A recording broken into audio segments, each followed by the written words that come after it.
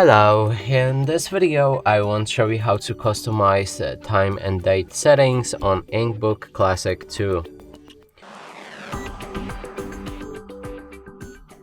To do this, we'll need to click on the gear icon in the top left corner of the screen, move to Advanced, and then there's Date and Time.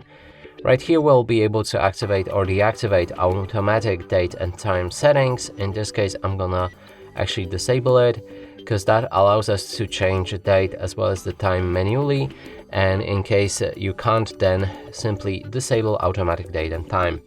Now we can change the date, day and the year, and when we go below that there's a set time. We can activate or deactivate 12 hours clock or 24 hours clock, and also change our automatic time zone. If it's disabled, you can again manually pick whichever time zone you like. In this case I'm just gonna leave everything automatic. And that's it for this video. Hope you like it. Please consider subscribing to our channel, leave a like and a comment below.